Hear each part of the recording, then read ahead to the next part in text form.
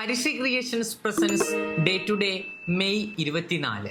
May 24 അറിയപ്പെടുന്നത് Commonwealth ദിനമായിട്ടാണ്. 1984 May 24 കേരളത്തിലെ ഏറ്റവും അവസാനത്തെ ജില്ലയായ കാസർഗോഡ് രൂപീകൃതമായത്. 1973 ഇതേ ദിവസമാണ് ഏഷ്യയിലെ ആദ്യത്തെ കമാന അണക്കെട്ടായ ഇടുക്കി ഡാമിന്റെ പണി പൂർത്തിയായത്.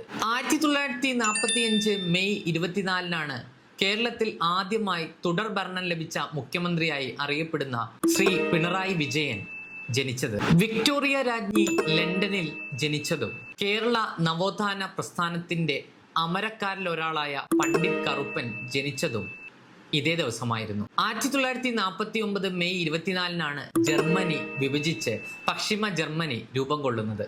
1993 ഇതേ ദിവസമാണ് ആഫ്രിക്കൻ രാജ്യമായ എറിത്രിയ സ്വതന്ത്രമായത്. 1844 ഇതേ ദിവസമാണ് ലോകത്തിലെ ആദ്യത്തെ ടെലിഗ്രാഫ് സന്ദേശം ന്യൂയോർക്കിൽ നിന്ന് ബാൾട്ടിമോറിലേക്ക് അയച്ചത്.